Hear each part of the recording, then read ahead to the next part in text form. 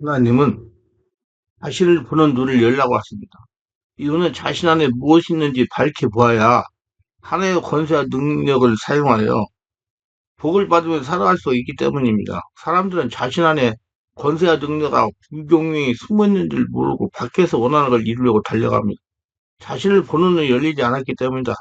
원래 너 자신을 알라 이 말은 소크라테가 남긴 경고로 더 많이 알려져 있지만 사실은 델포이에 있는 아볼론 신전에 적힌 말이라고 합니다. 여러 고민거리를 안고 신전을 찾은 모든 사람들에게 내려진 아폴론의 조언입니다. 자신 안에 무한한 능력과 권세가 있다는 것을 깨달아 알라는 말입니다. 자신 안에서 해답을 찾으라는 겁니다. 저는 자신을 보는 눈이 밝히 열린 분들은 하나님의 축복 중에 축복을 받은 것이라고 말합니다. 예수를 믿고 죽고 예수님을 태어나 성령의 인도를 받으며 예수님 인생을 사는 우리는 예수님이 우리 안에 주인으로 계십니다. 예수께서 가지는 권세와 능력이 자신 안에 있다는 겁니다. 이를 끄집어내어 사용하라는 겁니다. 예수님의 권세와 능력에 대하여 빌립보서 2장 9절 11절은 예수 그리스도의 겸손과 순종에 대한 하나님의 크신 영광과 권능과 능력과 보상에 관해서 상세하게 말씀해주고 있습니다. 이 말씀은 예수님께서 자신을 낮추고 죽기까지 복종하신 결과 하나님께서 예수님의 모든 이름 위에 높이셨음을 선포합니다. 그러므로 하나님은 그를 지키 높여 모든 이름 위에 뛰어난 이름을 주사 하늘에 있는 자들과 땅에 있는 자들과 땅 아래에 있는 자들 모든 무릎을 예수 이름에 꿇게 하시고 모든 입으로 예수를 그리다 주라 시인하여 하나님 아버지께 영광을 돌리게 하셨느니라 하셨습니다. 이 말씀에서 예수님의 금성과 희생이 얼마나 위대한 결과를 가져왔는지 말씀하시며 하늘과 땅 그리고 땅 아래 모든 피조물들이 예수님을 경배하며 모든 입술이 예수님이 주라 고백하게 된 영광스러운 실상을 증명하는 말씀입니다. 이 말씀은 단순한 신학적 진술이 아니라 우리 삶 속에서도 예수님을 주로 고백하고 그분의 이름 안에 모든 권능이 있음을 깨닫게 하는 데 중요한 증거가 됩니다. 따라서 예수님께서 모든 영광의 주인이시며 하나님의 경륜 안에서 모든 것이 결국 그를 통해 하나님 아버지께 영광을 돌리게 된다는 진리를 깨닫게 됩니다. 예수를 믿는 우리 안에 주인으로 계시는 예수님의 권세와 능력을 믿게 하십니다. 즉 예수를 믿고 죽고 예수로 다시 산 우리가 권세와 능력이 어느 정도인지 알고 믿고 사용하게 하십니다. 빌립보서 2장 9절 11절은 예수께서 주어진 권세에 대한 강력한 메시지를 전달합니다. 예수님은 스스로 낮아지사 사람의 모양으로 이 땅에 오셨고 십자가의 고난을 통해 철저히 복종하시고 십자가에서 죽으셨습니다.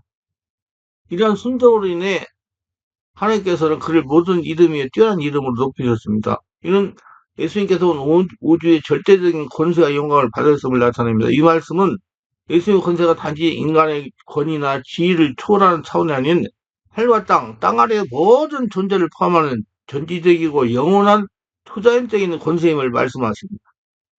예수님의 이름 앞에 모든 분을 꿇고 모든 입이 그를 주라 시인하는 것은 그분이 하나님 아버지께 세우신 온 우주의 통치자이심을 선포하는 행위입니다.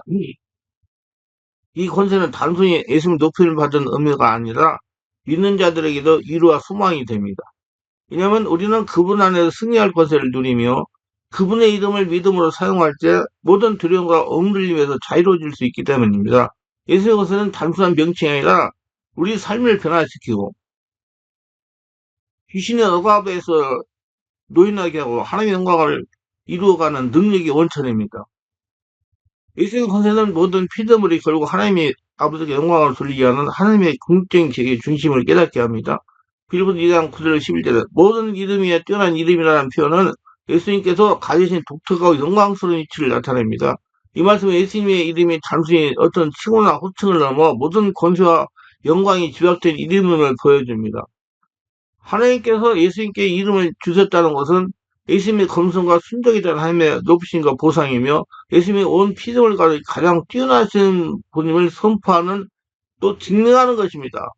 모든 이름이란 하늘에 있는 자들, 땅에 있는 자들, 땅 아래에 있는 자들 포함하여 모든 존재를 뜻합니다. 이는 우주의 모든 피조물이 예수님께 복종하고 그 이름 앞에 무릎을 꿇는 것을 말씀하십니다. 그 이름에는 구원과 능력과 심판의 권세가 담겨 있으며 이를 통해 하나님의 영광과 계획이 완성이 됩니다. 우리에게 예수님의 이름은 단순한 신성한 칭호가 아니라 구원의 열쇠요 삶의 능력의 원천입니다. 이 이름 안에는 우리의 승리를 경험하고 두려움과 억압에서 자유를 누립니다. 또한 그 이름을 부르는 자마다 하나님께 영광을 돌리며 하나님의 구속 계획에 동참하게 됩니다. 모든 이름에 뛰어난 이름은 예수님이 절대적이고 독보적인 지위와 권세를 나타내며 하나님의 위대한 경륜 속에서 우리가 예수님의 이름을 어떻게 바라보고 신뢰하는지 깊이 깨닫게 합니다. 예수님 이름을 통해 우리는 하나님의 완전한 영광을 만나게 됩니다. 빌립보서 2장 10절에서 모든 무릎을 예수 이름에 꿇게 하시고라는 말씀은 예수님의 권세와 주권에 대한 우주적이고 전면적인 경배를 의미합니다. 모든 무릎은 하늘에 있는 존재들로 천사와 하늘의 영적 존재, 땅에 이어 사람들, 그리고 땅 아래에 있는 자들로 죽은 자나 영적 세계의 권세들을 모두 포함하여 이는 창조된 모든 피조물이 포함된다는 뜻입니다. 모든 무릎의 의미는 예수님의 주권에 대한 인정입니다. 모든 무릎을 꿇는 것은 예수님의 절대적인 주권을 인정하며 그 앞에 경비와 순순히 복종을 드린다는 성전적인 표현입니다. 이는 예수께서 구주이시자 주님의 높이는 받으신 권위를 드러내고 증명하십니다. 이 모든 이름에 뛰어난 이름을 가지신 분이 지금 어디 계십니까? 예수 믿는 자의 온몸을 성전하고 주인으로 계십니다. 그렇기 때문에 귀신을 쫓아내는 권세와 능력은 자신 안에 있는 것입니다. 예수를 죽게 예수로 자는 자신 안에 권세와 능력을 사용하여 귀신을 물리쳐야 됩니다. 하나님의 공적인 계획은 이 장면은 단순히 개인적인 경비에 그치지 않고 온 우주가 예수님을 경배해야 될 하나님의 구속사적 계획의 성취를 보여줍니다. 하나님의 위해 모든 피조물이 예수님 이름에 무릎을 꿇게 된 것입니다. 그럼 예수님, 하나님께서 인정해 주신 거예요. 무릎을 꿇는다는 것은 단지 경배만 아니라 심판 앞둔 순순히 복종의 의무도 내포하며 믿는 자들에게 자발적이고 기쁨으로 드리는 경배가 되지만 믿지 않는 자들에게 예수님이 부인할 수 없는 두려운 심판의 권위 아래 드러나는 순순히 복종이 될 것입니다. 예수님 이름 앞에 우리의 무릎을 꿇는 것은 단지 미래적인 예언이 아니라 현재에도 적용이 됩니다. 우리가 매일의 삶 속에서 예수님 주인으로 인정하며 권세와 능력을 사용할 때 하나님의 영광이 우리 삶 가운데 나타납니다. 모든 무릎은 예수님의 권위와 주권 아래 온 세상이 하나로 경배하며 하나님의 완전한 영광을 향한 하나된 구백을 상징합니다. 지금 우리는 예수님 주를 신하는 삶을 살면서 귀신에게 권세와 능력을 선포하며 살아야 되는 것입니다. 권세를 써야 되는 거예요. 알기만 하면 안 돼요. 기록 2장 11절 모든 혀로 예수 그리스도를 주라 신하여 하나님 아버지께 영광을 돌리게 하셨다는 말씀이 전하는 메시지는 하늘과 땅의 모든 피조물이 예수님의 권세에 굴복해야 된다는 말씀입니다. 모든 혀의 의미란 예수님 주를 신하는 고백을 말합니다. 여기서 주라는 고백은 단순히 칭호를 넘어 예수님의 창조와 구속의 주권자로 하나님의 동등한 권위를 가지심을 인정하는 것입니다. 이 고백은 자발적인 경비와 인정뿐만 아니라 하나님의 권세 아래 모든 존재가 고백하며 굴복하게 될 피할 수 없는 사실임을 증명하고 나타냅니다. 모든 하늘에 있는 천사, 영적 존재를 땅 위의 모든 사람, 땅 아래에 있는 자들까지 온 피조물이 포함한다는 뜻입니다. 천지 만물이 예수님에게 경배를 돌리라고 권위에 순종해야 된다는 뜻입니다. 이것은 긍정 모든 존재가 하나님 앞에 나아가 그분의 통치와 권세의 영광을 인정한다는 말씀인 것입니다. 예수님을 주라 신나는 건 단지 예수님께 경배하는 것을 끝나지 않습니다. 이 고백은 하나님 아버지께 영광을 돌리는 행위입니다. 예수님이 높이면 곧 아버지의 영광이 깊은 연결되어 있습니다. 이것은 삼위일체 하나님 안에서 이루어지는 완전한 조화를 보여줍니다. 우리가 지금 예수를 주라고 고백하는 것은 단순한 말리상이 깊은 신앙이 필요합니다. 이 고백은 예수님의 주권을 인정하고 우리의 삶의 모든 영역에서 그분이 주인이라는 것을 증명합니다. 최종적인 심판과 영광이 아래 믿는 자와 믿지 않는 자를 막는 모든 존재가 예수님의 주권을 인정하고 신하게 될 것입니다. 믿는 자들에게는 기쁨의 고백이 될 것이지만 믿지 않는 자들, 악인에게는 경외와 두려움의 고백이 될 것입니다. 마지막 날에만이 아니라 지금도 예수님 앞에 모두 무릎을 꿇어야 되는 것입니다. 모든 혀로 예수 그리스도를 주라 신하는 일은 하나님의 구원 계획의 완성과 온 우주의 궁극적 목적입니다. 지금 우리 혀로 예수님을 주라 고백함으로써 하나님의 영광 안에 참여하는 축복을 누려야 되는 거죠. 예수님 주권을 인정하고 우리의 말과 삶으로 그분께 영광을 돌리는 삶을 살아야 할 겁니다. 인간은 누구나 자신의 존재에 대한 깊은 질문을 던지며 살아갑니다. 나는 누구인가? 내 삶의 의미는 무엇인가? 나라는 사람은 어떤 사람인가? 라는 물음은 우리의 정체성과 소속감을 찾고자 하는 갈망에서 비롯됩니다. 성경은 이 질문에 대한 놀라운 답을 제시합니다. 요한복음 1장 12절에 이렇게 말합니다.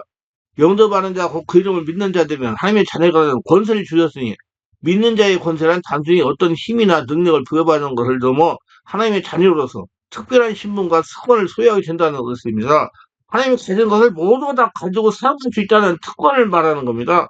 요한복음 1장 12절에 말하는 권세는 원어로 이 엑스시아라는 단어를 사용하되 이 단순한 힘이 아니라 합법적인 권리, 자격을 뜻합니다. 즉 믿음을 통해서 하나님의 자녀가 된 사람들은 하나님께서 공식적으로 주시는 정체성과 권리입니다. 하나님의 주전 권세를 다 쓸 수 있다는 것입니다. 믿는 자의 권세는 먼저 하나님과 새로운 관계가 나타납니다. 믿는 자는 더 이상 피조물만 존재하지 않고 하나님의 가족으로 받아들여진다. 이는 하나님 아버지가 되시고 우리는 그분의 사랑받는 자녀가 된다는 것을 의미합니다. 이 관계 안에서 우리는 아버지의 사랑과 돌봄을 받으며 그분께 언제든 나아가 기도하고 교제할 수 있는 자유함과 담대함을 얻습니다. 또한 믿는 자의 권세는 세상에서 삶의 방식과 방향을 바꿔놓습니다. 믿는 자의 권세를 귀신에게 선포하면 귀신 떠나가고 하나님 나라가 되는 것입니다. 하나님께 속한 자녀로서 우리는 더 이상 죄와 세상의 어둠에 묶여있지 않고 하나님의 진리와 비단에서 살아갈 수 있는 능력을 얻게 됩니다. 하나님의 자녀로서 우리는 세상 가운데서 하나님의 사랑과 정의를 나타내는 사명을 받았으며 이를 감당할 수 있는 영적 권위를 부여받았습니다. 이 권세는 단지 미래에 이루어질 천국의 축복만 의미하지 않습니다. 현재 삶 속에서도 우리는 하나님의 자녀로서 그분의 인도하심과 보호하심 그리고 성령의 능력을 경험하며 성령의 지배와 인적 가운데 살아갈 수가 있는 것입니다. 이것은 우리의 세상의 두려움과 절망으로부터 자유롭게 하며 하나님의 계획 안에서 소망과 평화를 누리게 합니다. 믿는 자의 권세는 결코 우리의 노력이나 공로로 얻어진 것은 아닙니다. 오직 예수 그리스도를 믿는 믿음을 통해서 은혜로 주어지는 선물입니다. 이 권세는 하나님께서 그분의 사랑과 은혜를 통해 우리에게 주시는 축복이며 이를 통해 우리는 우리의 정체성과 삶의 목적을 새롭게 발견하게 되고 우리의 지위를 알게 됩니다. 오늘 갈라디아서는 작은 노마사라고 불리는 바울 서신 중에 하나입니다. 사도 바울이 첫 번째로 전대여행을 떠났던 곳이 갈라디아 지역인데 지금 트리키에 터키죠. 트리키의 중심부 북쪽에서부터 남쪽까지 동단 북쪽으로서 남쪽까지 지역 거기를 이제 갈라디아라고 그랬어요. 사도 바울은 자신이 복음으로 나온 갈라디아 지역의 성도들에게 본 서신을 통해서 복음이 무엇인지 다시 한번 가르쳐 주고 있습니다. 갈라서 2장 19절을 보시면 내가 율법으로 말미암아 율법을 향하여 죽었나니 이는 하나님을 향하여 살려 하림이라 그랬어요. 아주 의미심장한 진리의 말씀입니다. 당시 모든 유대인들은 율법적 구원관을 가지고 있었습니다. 율법적 구원관이라는 것은 율법 안에 있는 규례를 지켜야 구원받는 것입니다. 그런데 바울은 이 구절에서 내가 율법을 말미암아 율법으로 죽었느니라 그랬어요. 바울은 이미 로마서 7장 7절 그런데 우리가 무슨 말을 하리요? 율법이 되냐? 그럴 수 없느니라.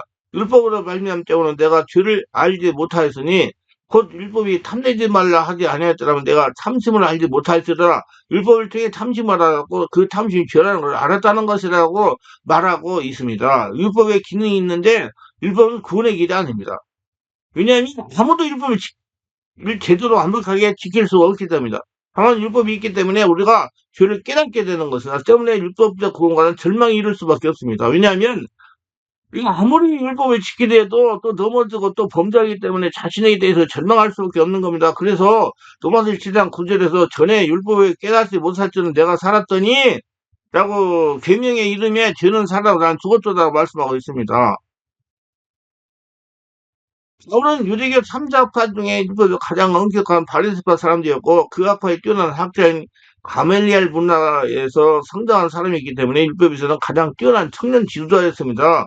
그런데 율법에 가까이 가면가지고 자신의 죄는 점점 더 늘어나고 그 율법에 의해 정죄되고 심판받을 수밖에 없는 지옥에 떨어질 수밖에 없는 죄인임을 깨닫게 된 것입니다. 이게 율법의 맹점이에요.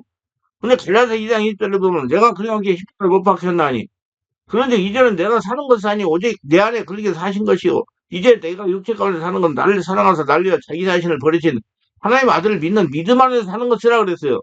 하나님께서 율법에 기록된 모든 계명을 따라 우리 모든 죄를 짊어지시고 십자가를 달려 죽으신 것입니다. 그래서 과거에 나는 예수님과 함께 죄의 십자가에서 심판받은 거예요. 그러니까 나는 죽고 내 안에 오직 자를 사랑하는 십자가 달려 죽으신 그리스도만이 내 안에 사신다라고 말하는 겁니다. 우리 믿음의 사람들은 그 예수님이 주인으로 계시는 겁니다. 예수님이 인생을 사는 거요. 예수를 믿고 예수를 살고 예수의 권능을 그대로 사용하고 하나님 자녀로 사는 것입니다. 이것이 복음의 능력입니다. 반대로 율법적 구원가이란 자기가 중심이 있는 것입니다. 자기 의가. 이게 의로 구원을 받으려고 한다는 얘기예요. 내 힘으로, 내 능력으로, 내 의로움과 내 선함으로 구원을 이루며 구원을 얻는 것을 말합니다. 이 율법적 구원과는 크게 두 가지 문제가 생깁니다.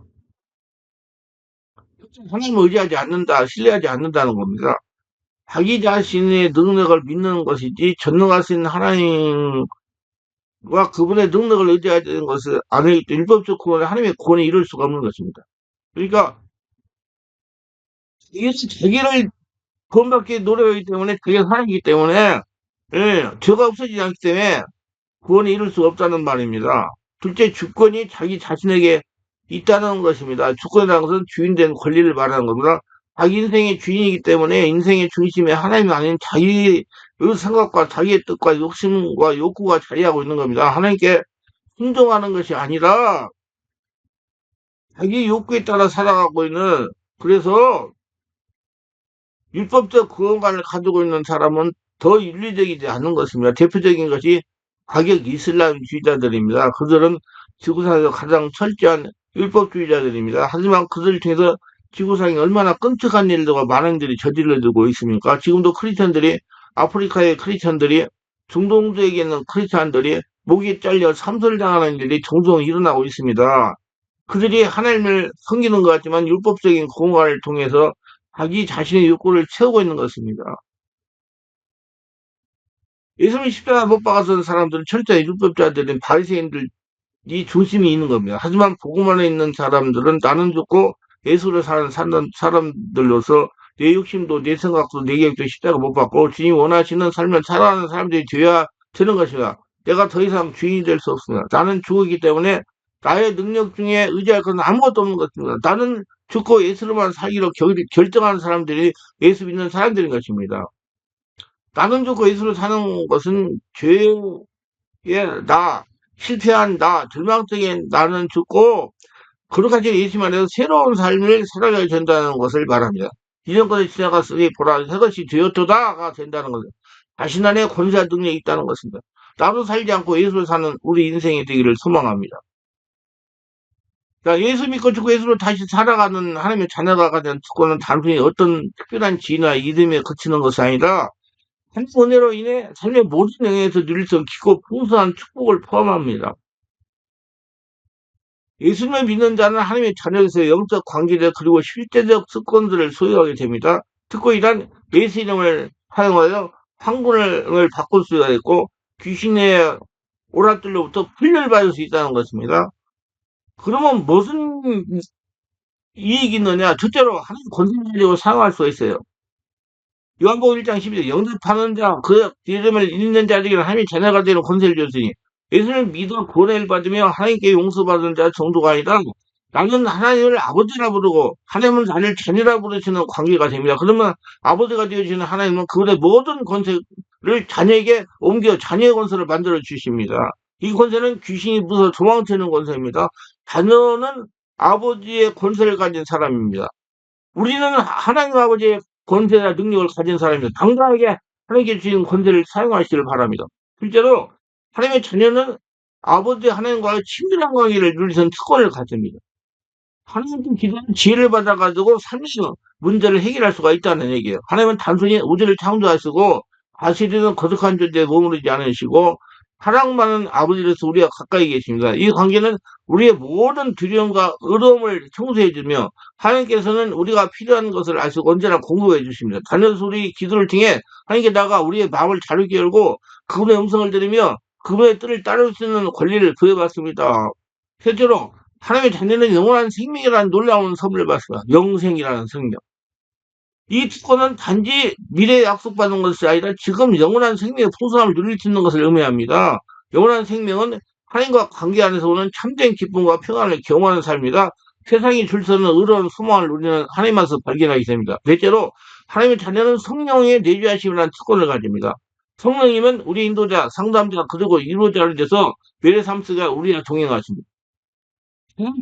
함께 하십니다. 성령을 통해 우리는 하나님의 뜻을 분별할 수 있고 우리 연약함 속에서도 힘을 얻으며 세상과의 영적 투쟁에서 승리할 수 있는 능력을 받습니다. 성령의 열매와 은사를 통해 우리는 더욱 그리스도를 닮아가며 하나님께 영광을 살아갈 수 있고 권세를 활용하며 살아갈 수 있는 자가 되는 것입니다. 다섯째로 하나님의 자녀 공동체 안에서 형제자매로 서로 사랑하고 격려하며 함께 신앙의 여정을 걸어가는 특권을 누립니다. 우리는 혼자가 아니라 하나님의 가족 안에서 서로를 돌보며 항상 함께 성장해 나갑니다. 이 영적 공동체는 우리가 고난 중에 이루었고 기쁨 가운데 축하할 수 있는 귀한 관계의 장입니다. 마지막으로 하나님의 자녀는 세상 가운데 하나님의 제사로 살아가는 특권을 가집니다.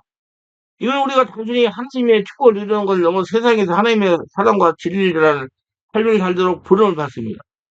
하나님의 살아계심을 증명하는 사람을 된다는 얘기예요. 우리는 하나님 나라의 확장에 쓰임을 받는 존재로서 세상 가운데 선한 영향을 미치며 하나님의 사랑을 증명하는 삶을 살게 됩니다. 이 모든 특권은 우리 자신의 공로나 자격에서 나오는 것이 아니라 오직 하나님의 은혜로 주어지는 은혜의 선물입니다. 하나님의 자녀가 된다는 것은 단순히 신분상의 변화가 아니라 삶 전체를 새롭게 하고 풍성하게 만드는 놀라운 축복입니다. 우리는 이러한 특권을 마음껏 사용하며 누리며 하나님께 영광을 돌릴 삶을 살아갈 부르심을 받았습니다.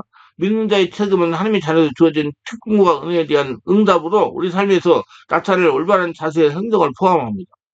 권세를 쓰지 않는다는 얘기예요. 하나님 자녀 부름받은 우리는 단순히 뽑아내두는 존재가 아니라 하나님의 뜻에서 그분의 영광을 세상에 나타나는 삶을 살아가야 하는 소망을 지니고 있습니다. 먼저 믿는 자의 책임은 하나님과의 관계를 깊이 유지하고 성장시키는 데 있습니다. 하나님의 자녀로서 우리는 아버지와 교제하며 그분의 음성을 귀를 기울이고 그분의 말씀을 삶의 기준으로 삼아야 되는 것입니다. 성경은 첫째로 우리의 신앙과 삶의 길잡이가 되며 성령의 깨닫게 하심과 기도를 통해 우리 하나님의 뜻을 깨닫고 순종할 수 있는 힘을 얻습니다. 믿는 자는 영적으로 깨어있어 하나님과 관계를 지속해서 점검하고 강화합니다. 둘째로 믿는 자는 자신의 삶을 통해 하나님의 권세와 능력과 거룩함을 나타내야 됩니다. 성경은 우리가 세상 속에서 빛과 소금의 역할을 해야 된다고 가르칩니다. 이건 단지 도덕적으로 바르게 살아야 하는 것을 넘어 우리의 모든 행동과 태도에서 하나님의 성품을 드러내는 것을 의미합니다. 우리는 세상과 구별되는 삶을 살아야 되며 하나님의 규준에 따라 정직하고 사랑이 넘치는 삶을 실천해야 됩니다. 예수께서 보여주신 사랑의 본을 따라 우리는 우리 주변 사람들에게 하나님의 사랑을 나누고 그분의 피를 채우는 데 힘을 써야 됩니다. 이건 단지 말로만 하는 것이 아니라 실제 행동으로 사랑을 실천하는 것을 포함하면 우리의 사랑은 개별적인 관계뿐만 아니라 사회적 정의와 약자를 돌보는 영역에서도 나타나야 됩니다. 믿는 자는 또한 복음을 전파하는 책임을 지고 있습니다. 하나님의 자녀에서 우리는 세상 가운데 하나님의 나라를 확장하는 사명을 받았습니다. 이는 단지 목회자나 선교자가 하는 일이 아니라 모든 믿는 자가 함께 감당할 책임입니다. 우리 삶전체가 복음을 증거해야 되면 우리가 만나는 사람들에게 하나님의 사랑과 구원의 메시지를 전하는 일에 힘써야 되는 것입니다.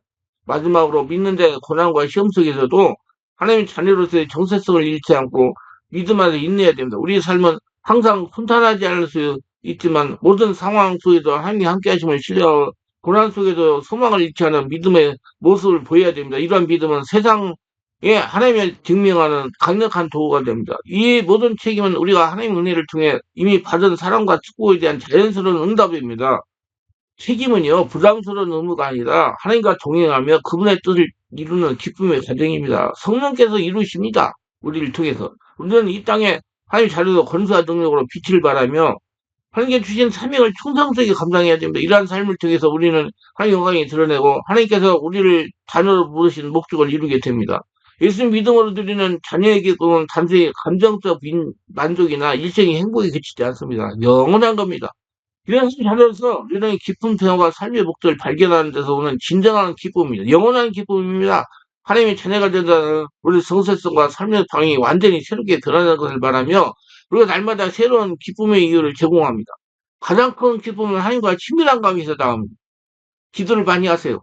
믿음을 통해 우리는 더 이상 멀리 계신 하나님을 두려움으로 대하지 않고 사랑의 아버지를 가까이 느낄 수 있어요. 하나님은 우리의 필요를 하시고 우리의 삶에 가장 좋은 것을 주시는 분이십니다. 기도를 통해 언제든지 하나님과 대화할 수 있다는 것을 하나님 자녀에게 주신 놀라운 특권이며 이는 우리에게 큰 위로와 안식을 주십니다. 하나님과 교제 속에서 우리 세상이 줄 수 없는 진정한 평화를 누리며 그분의 사랑 안에서 쉼을 얻습니다. 하나님 자녀가 된다는 것은 단지 정서성의 변화뿐만 아니라 새로운 사명을 받아서 위함이다. 하나님의 뜻을 따라 살며 그분에 따라 확장하는 과정에서 우리는 우리의 모든 존재가 단지 개인적인 성취에 그치지 않음을 깨닫습니다. 우리 하나님의 큰 계획 안에 속해 있으며 그분의 동참한다는 사실을 우리에게 말로 표현할 수 없는 기쁨과 행복을 줍니다. 믿음으로 누리는 또 다른 기쁨은 영적 자유에서 옵니다. 예수님께서 주신 권세와 능력을 선포하고 사용함으로써 할례나가 됨으로써 귀신의 오라질로부터 풀림이기 때문에 영적 자유가 옵니다. 하나님의 자녀는 더 이상 죄와 사망의 권세 아래 있지 않습니다. 귀신의 오라질에 묶여 있지 않습니다. 우리는 예수 그리스도의 십자가를 통해 죄의 용서를 받았고 새로운 생명을 받았습니다. 죄에 걸려서 벗어나 하나님의 진리 안에서 자유롭게 살아가는 삶은 참된 기쁨의 원천입니다. 이 자유는 단지 죄에서의 해방만 아니라 하나님의 사랑과 은혜를 날마다 경험하며 살아가는 삶을 의미합니다. 더불어 믿음 안에서 고난 중에서도 기쁨을 누릴 수 있습니다. 하나님 자녀에서 우리는 고난을 단지 고통스러운 경험만도 바라보지 않습니다. 하나님께서 모든 것을 합력하여 선을 이루자 약속을 주셨고 이 약속은 우리가 어려움 속에도 소망을 잃지 않게 합니다. 고난은 오히려 우리를 더 믿음을 더 깊게 하고 하나님께 더 나아가는 기회가 되는 것입니다. 고난이 유익이겠어요. 그래서 우리가 고난 중에서 하나님을 신뢰할 때 그분은 우리의 마음에 넘치는 평안과 소망을 보여주십니다. 마지막으로 하나님의 자녀로 기쁨은 공동체 안에서 더욱 풍성해집니다. 믿음의 형제들과 함께 하나님을 예비하고 서로 격려하며 사랑을 나누는 과정은 우리에게 깊은 기쁨을 가져다 줍니다. 하나님의 가족에 묶인 공동체 안에서 우리 혼자가 아니라 하나님과 동행한다는 확신을 갖게 되며 서로의 삶을 나누는 가운데 하나님께서 행하신 놀라운 일들을 체험합니다. 결국 믿음을 이루는 자녀의 기쁨은 우리의 삶의 모든 부분에 스며들고 있어요. 이것은 하나님의 사랑을 알고 경험하며 하나님의 목적 안에서 살아가는 삶의 열매입니다. 이 기쁨은 세상에 빼앗갈 수 없으며 하나님의 자녀로 살아가는 모든 이에게 주어지는 축복입니다. 우리는 이 기쁨을 통해 하나님께 감사하며 더욱 그분을 사랑하고 찬양하는 삶을 살아갈 수 있습니다. 권세와 능력으로 귀신을 쫓아내는 성공을 누리며 살아갈 수가 있는 것입니다. 모두도 은혜가 충만하시길 바랍니다. 기도합니다. 오늘도 저희 설교를 끝까지 시청하신 분들 축복하셔서 특별하게 구독, 좋아요, 알림 설정, 공유하심을 듣고 가시고 성령으로 충만받고 은혜 받아서 자신 안에 무엇이 있는지 바르게 알고 주신 권위, 권능을 사용해서 자기가 하늘나라 천국이 되고 복을 받으며 누리며 살아가는 복된 자가 다 되도록 체험하도록 도와주셔서 예수님 이름으로 기도합니다. 아멘.